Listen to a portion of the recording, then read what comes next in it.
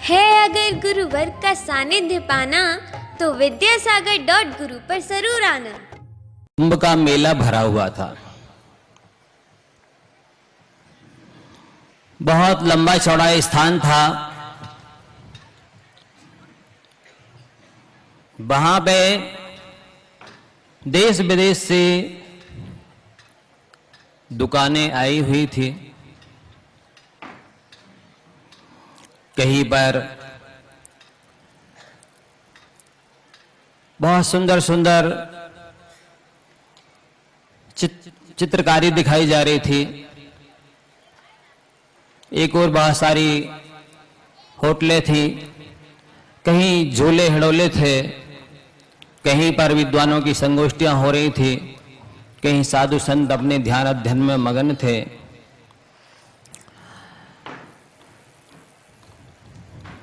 बहुत बड़ा मेला था और कई वर्षों के बाद भरता था। तो लोग भी उसमें बहुत दूर दूर से आते थे।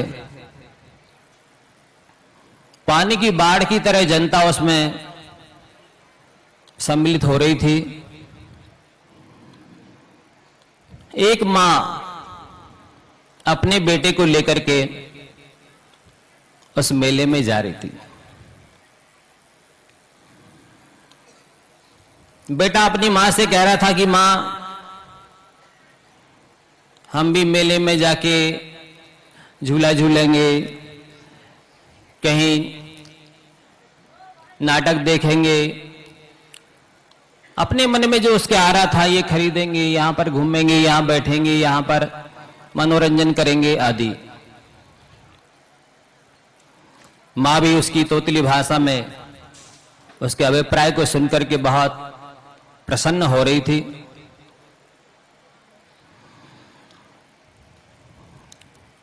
करीब मेला में पहुंचने वाले ही थे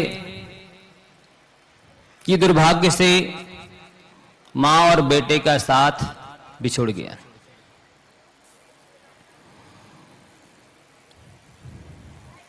अब क्या होता है, मेला तो ज्यों का त्यों भरा हुआ है। यथावत दुकानें लगी हुई हैं। भीड़ भी जैसी थी वैसी ही है और लोग चले आ रहे हैं। सभी लोगों को आनंद आ रहा है। लेकिन वो मां और बच्चे जो बिछुड़ गए हैं, वो दोनों बेचैन हैं। मां को कहीं ज्यादा दुख है कि बच्चे को ज्यादा दुख है, ये हम और आपके गम में नहीं है। या तो वही जानेंगे या केवल ज्ञानी जानेंगे। आप सब ध्यान देंगे कि हम क्या कहने जा रहे हैं।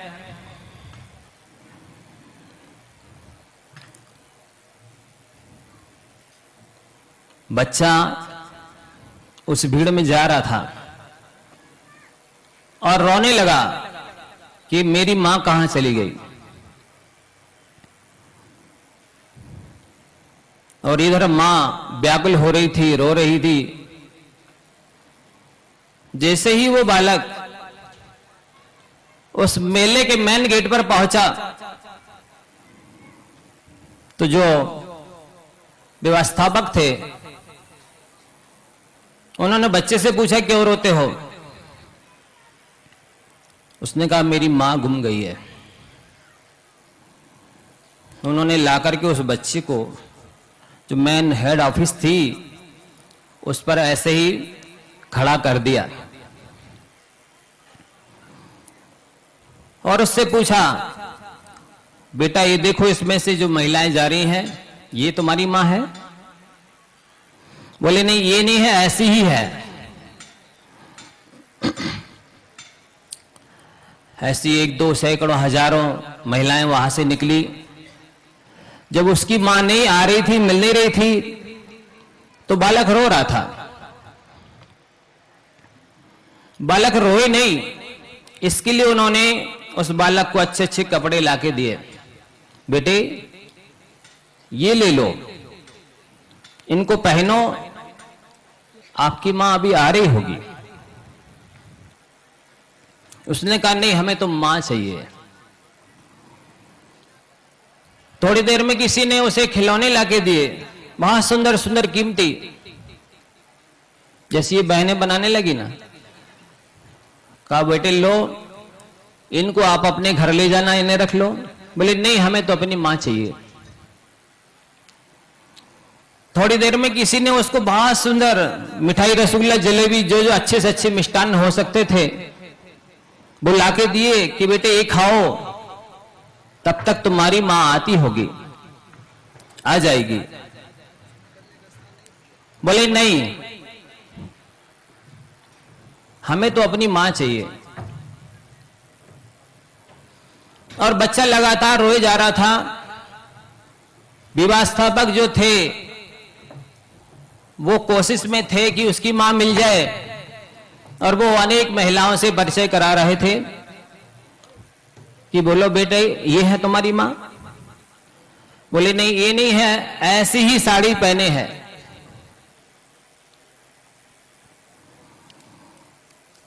लोग अनाउंस कर रहे थे कि किसी का बच्चा गुम गया है, जबकि बच्चा सामने खड़ा था स्टेज पर।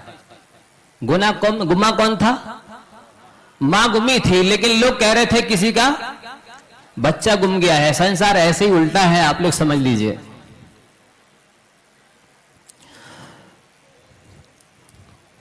बहुत देर हो गई, बहुत देर क्या हो गई, 2-3 घंटे निकल गए, पर मां और बेटे मिल नहीं पाए, साथ नहीं हो पाए। बच्चे को अनेक तरह की जो मेले में दुकानें आई हुई थी, सारी सामग्री लाकर के उसको दी गई। उसे कहा चलो, जब तक तुम्हारी मां आती है हम सिनेमा दिखा लाते हैं, नाटक दिखा लाते हैं, प्रदर्शनी दिखा लाते हैं, और भी झूला झूला लाते हैं आपको। तुम्हारी जो इच्छाएं थी वो हम सब करा देते हैं। लेकिन बच्चा कुछ भी करने तैयार नहीं था। केवल एक ही रट उसके दिमाग में थी, उसके मुंह से निकल रहा था कि मुझे अपनी मां से मिलना है।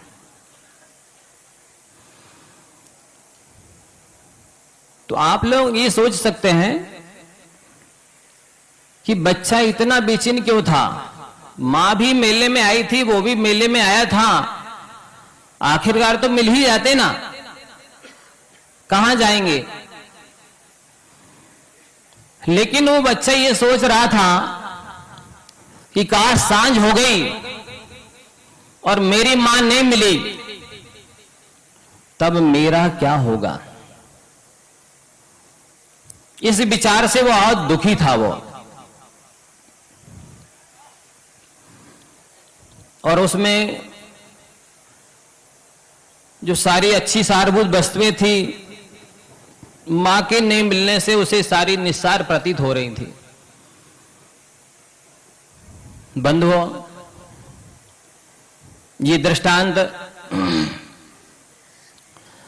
हम उस व्यक्ति पर घटाना चाहते हैं जो एक मुमुक्षु साधक होता है, जो आत्मार्थी होता है, जो कल्याणेच्छु होता है, जो इस संसार से पार होना चाहता है। उसको अगर पुण्य के उदय से संसार का सारा वैभव मिल जाए। चक्रवर्ती का वैभव आपने सुना होगा, पढ़ा होगा, नहीं सुना पढ़ा हो तो पढ़ना प्रथमान युग में। बहुत बड़ा होता है, लेकिन शास्त्रों में कहा है चक्रवर्ती की संपदा इंद्र सारी के भोग, काक बीट सम गिनत है सम्यक दृष्टि लोग। चक्रवर्ती की संपदा जिसका हमें नाम भी नहीं मालूम, कितने छोड़े 14 रतन 9 निधि, अरे छोड़े संग साथी, कोटि 18 घोड़े छोड़े 84 लाख हाथी। ये तो 2 पंक्तियां हैं, ग्रंथों में कई पृष्ठ उनके वैभव को वर्णन करने में भरे हुए हैं। ये सारा वैभव और इंद्र की संपदा जिसके लिए कहते हैं वज्र का आयुध होता है। 10 प्रकार के कल्प वृक्ष होते हैं। करोड़ों देवता बॉडीगार्ड होते, सेवक होते, अधीनस्थ होते हैं। लाखों करोड़ों देवांगनाएं, एक एक देवांगना हजार हजार लाख लाख रूप विक्रिया से रूप बनाने की क्षमता रखती है। ऐसा वैभव उन बैरागियों के लिए, सम्यक दृष्टियों के लिए, आत्मार्थियों के लिए काक बीट कवि की विष्टा। आप लोग सुन रहे, वो उसके समान गिनते हैं और आत्म वैभव उनकी दृष्टि में उससे कई गुना बड़ा होता है। शास्त्रों में लिखा कि जैसे वर्तमान की 63 शलाका पुरुष होते हैं, उनको ले लीजिए, उनका सुख ले लीजिए, उससे भी कई गुना सुख ज्यादा देवों को होता है। उनमें भी क्रमशः भवनवासी, फिर व्यंतर, फिर ज्योतिषी, फिर वैमानिक, असंख्यात गुणा ज्यादा होता है। और उसमें भी सर्वार्थ सिद्धि के देवों को सबसे ज्यादा सुख होता है। ऐसे सुखी जीवों के तीनों कालों संबंधी सुख को मिला लीजिए, उससे भी अनंत अनंत गुणा सुख सिद्धों को एक समय में होता है। बंधुओं, उस सुख के लिए वो इंद्र, वो चक्रवर्ती तात्कालीन वर्तमान में सांसारिक मिले हुए वैभव को छोड़ देते हैं और दिगंबरी दीक्षा धारण करते हैं। तो हम ये कहना चाह रहे थे कि संसार में सारी चीजें सुलभ हैं।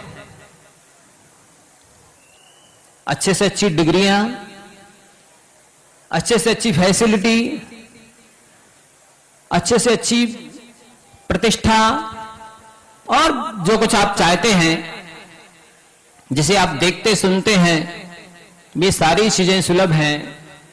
संसार में एक वैराग्य दुर्लभ है।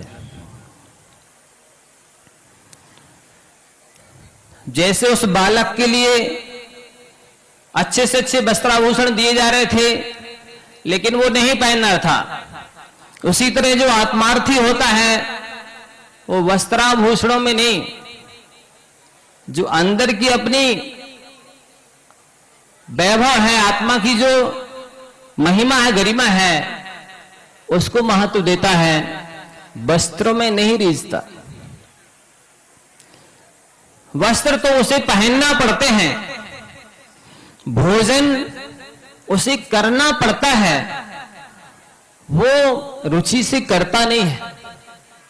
जैसे बीमार व्यक्ति, रोगी व्यक्ति दवा को, औषध को खाता है, खाना पड़ता है, स्वेच्छा से, रुचि अनुसार नहीं खाता, आसक्ति बस नहीं खाता, उसको सारा भोग दवा की तरह लेना पड़ता है। ये सारी सामग्री भोग की उसको प्रयोग करना पड़ती है, क्योंकि उसके बिना काम चलता नहीं है। उस बालक का दृष्टांत उस आत्मार्थी के साथ लगता है। उसको हरदम ये चिंता रहती है, मुझे आत्मोपलब्धि करनी है, काश मेरे जीवन की संध्या हो गई। जैसे उस बच्चे को चिंता थी कि यदि शाम हो गई और मां नहीं मिल पाई तो मुझे कहां पड़े रहना पड़ेगा, मच्छर काटेंगे, मैं भटक जाऊंगा और भविष्य क्या होगा मेरा। इसी तरह वो आत्मार्थी सोचता है कि जीवन की शाम हो गई। साइलेंट अटैक भी होने लगे आजकल, जबाने में ही कुर्सी पर बैठे बैठे ही पता ही नहीं चलता है कि ये सो रहे हैं कि बैठे हैं कि परलोक चले गए हैं, कब जीवन की शाम हो जाएगी।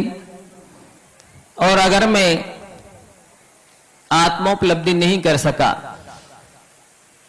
तो 4 गति 84 लाख योनियों में पता नहीं किस नाली का कीड़ा बन करके बिलबिलाऊंगा, फिर मैं पराधीन हो जाऊंगा, फिर मुझे कुछ भी करने के लिए अवसर नहीं मिलेगा।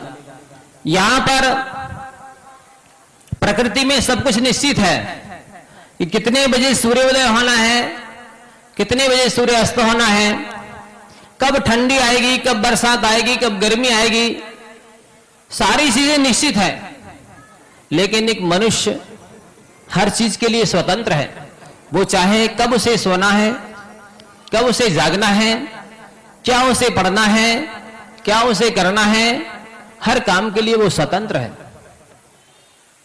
बंधुओं, यहां पर जैसे अन्यत्र माना जाता है कि प्रभु की मर्जी के बिना पत्ता नहीं हिलेगा,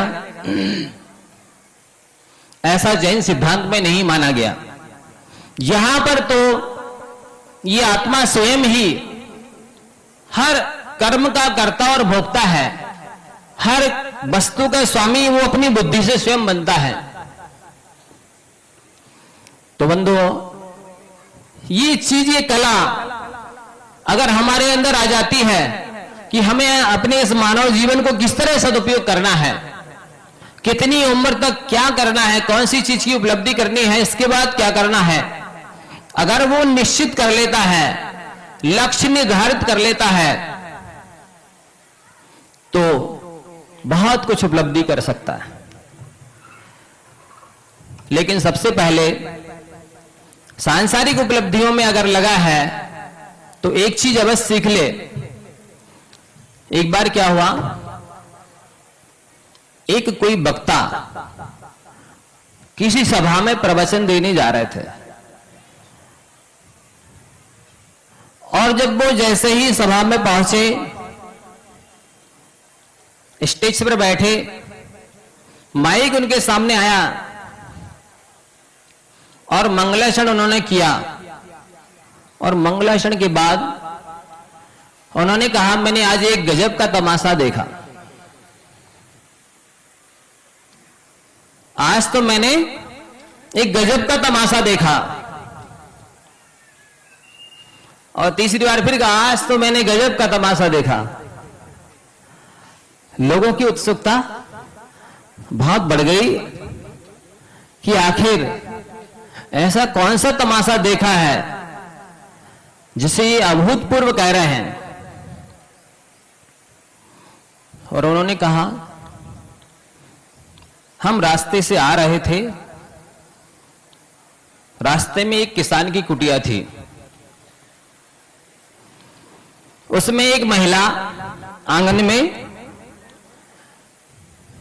कुछ कूट रही थी, उखली में। आसपास उसके 2-4 बच्चे खेल रहे थे।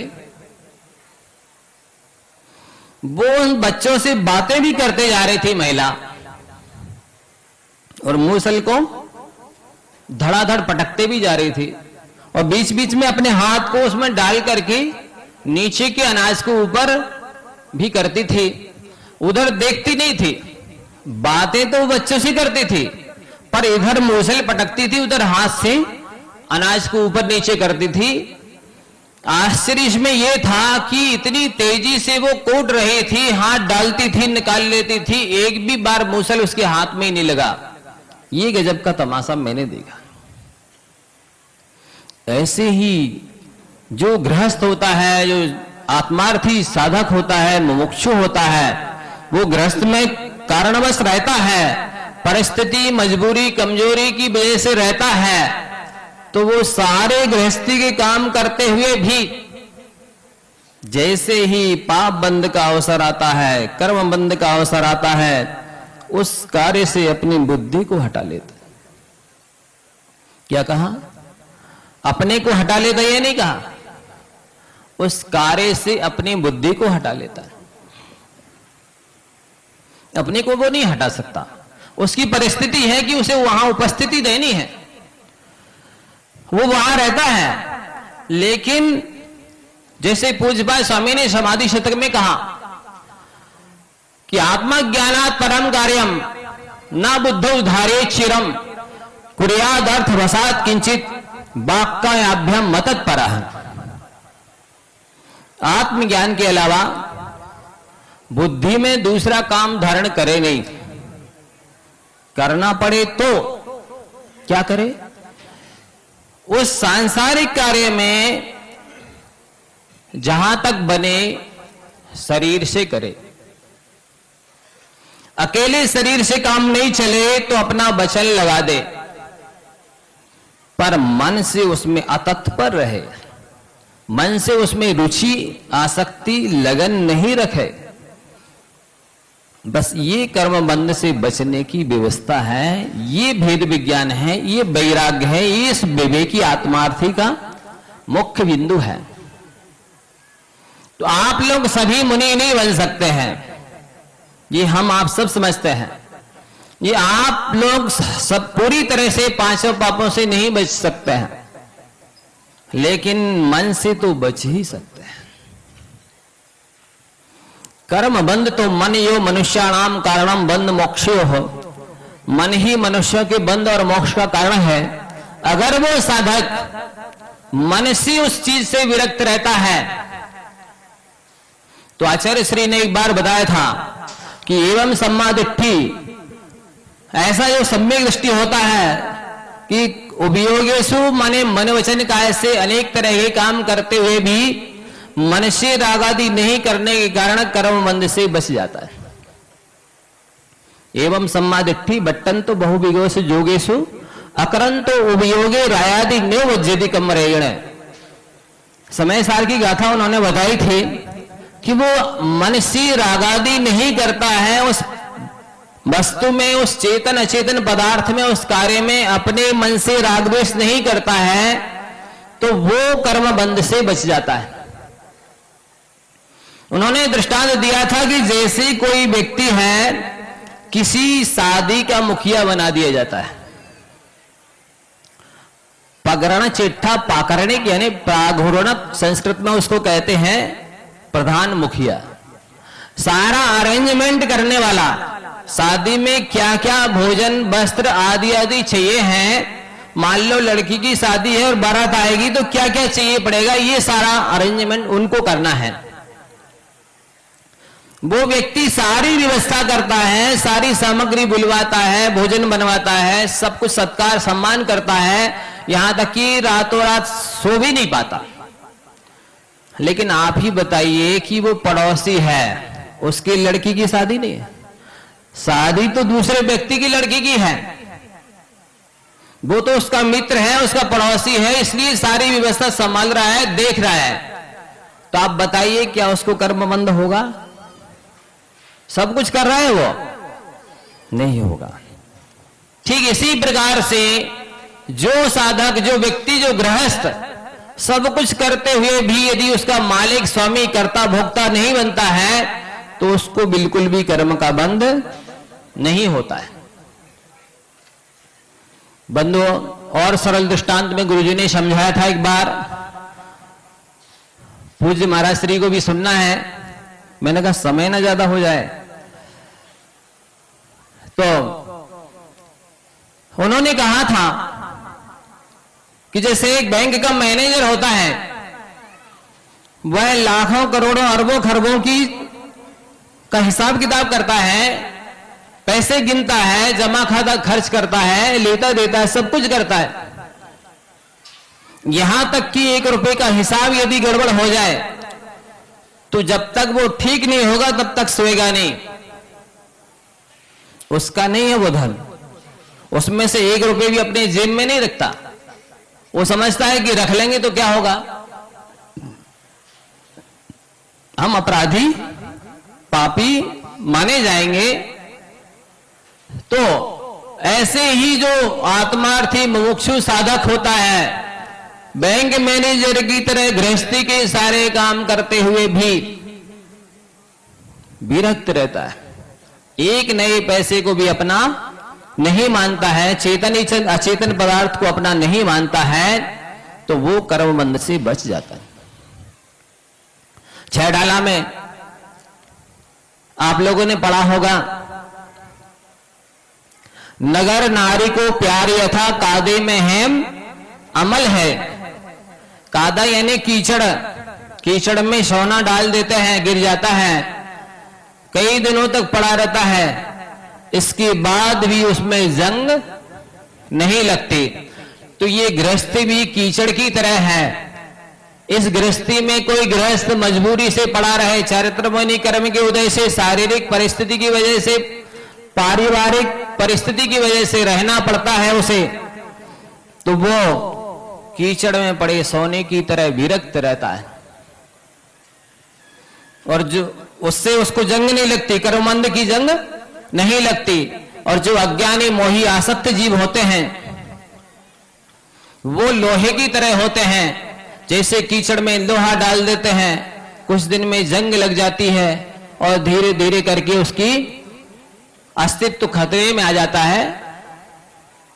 ठीक इसी तरह यदि आप रहना सीख जाते हैं, पर्ण स्त्री का दिया है उसमें दृष्टांत, बाजारू स्त्री जैसे पैसों के लिए स्नेह करती है, ऐसे ही केवल अपना कर्तव्य पालन करने के लिए कोई घर परिवार के लोगों से स्नेह करता है, उसको कर्मबंध नहीं होता। 24 घंटे जीवन भर उस कमल के फूल को पानी में रहना पड़ता है, लेकिन वो उससे भिन्न रहता है तो वो सड़ता नहीं है। और उसमें यदि लिप्त हो जाता है, जैसे तोड़कर डाल दो उसको, तो जल से गलता, रवि से जलता कमल जगह छूट जाने से, मित्र अरी हो जाए जगत में अशुभ कर्म के आने से। यदि वो स्थान छोड़ देता है तो जैसे नाखून यहां से स्थान से च्युत करके डाल दिए जाए, उनकी कीमत खत्म हो जाती है। बाल निकाल करके नीचे डाल दिए जाए, उनकी कीमत खत्म हो जाती है। कमल को तोड़ करके ही यदि वहीं पर ही डाल दिया जाए तो थोड़ी ही देर में वो मुरझा जाएगा, नष्ट हो जाएगा। ठीक इसी प्रकार से ये गृहस्थ प्राणी अगर विरक्ति पूर्वक रहना सीख जाते हैं और नमोकार मंत्र का श्रद्धान कर लेते हैं, जिसे आचार्य श्री बार बार कहते हैं, जिन शासन से सारो 14 पुब्बाण समुद्धारो, जिस मणि नमोकारो संसारो तस् किम कुड़ई। 14 पूर्वों से निकाल हुआ द्वादशांग का सार नमोकार जिसके पास है, संसार उसका क्या कर लेगा। इसलिए बंधु, एक और दृष्टांत में देकर के अपनी बात पूरी करता हूं, समय हो रहा है, कि अगर जैसे आप अपने घर में अगर सामर्थ्य है तो आप प्रत्येक कमरे में एयर कंडीशन लगाते हैं। अगर आप सुखी जीवन के लिए, शांति से जीने के लिए अपने घर के कमरे कमरे में एयर कंडीशन लगाते हैं, तो आवश्यक है कि आपका माथा हीटर जैसा गर्म नहीं होना चाहिए। अगर माथा गर्म रहा तो प्रत्येक घर के कमरे कमरे में लगा हीटर भी आपको शीतलता नहीं दे पाएगा। आपको आवश्यक है कि काम क्रोध आदि विकारों से आप अपने माथे को गर्म ना करें। अच्छी जीवन के लिए, संतुलित जीवन जीने के लिए आप असंतुलित ना हो। अगर आपको संतुलित रहना आ जाता है, ये तो निश्चित है कि जैसे कोई व्यक्ति चौराहे पर घर बनाए तो चारों ओर से वाहन चलेंगे, धूल उड़ेगी, कोई टकराएगा भी अपने मकान से, दुर्घटनाएं तो निश्चित है।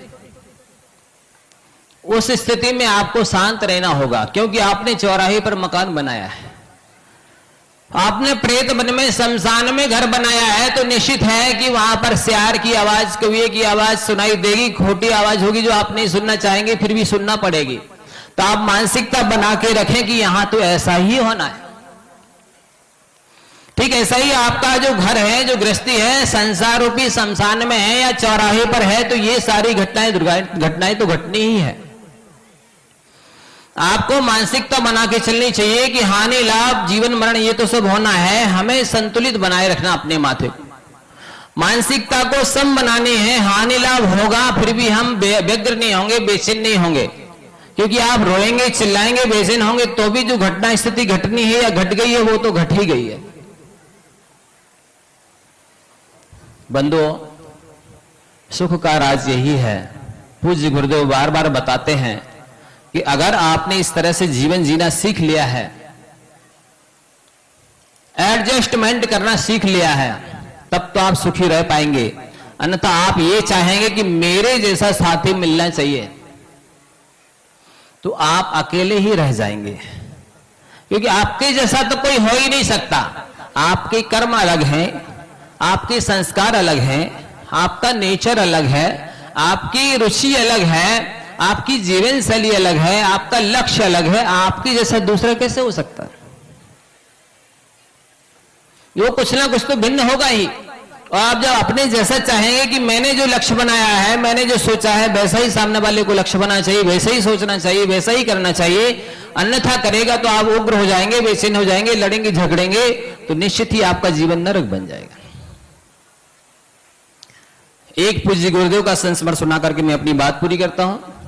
देखिए, उत्तर देने की शैली बहुत पहले की बात है। कोई एक जैन व्यक्ति आचार्य श्री के दर्शन करने के लिए आया,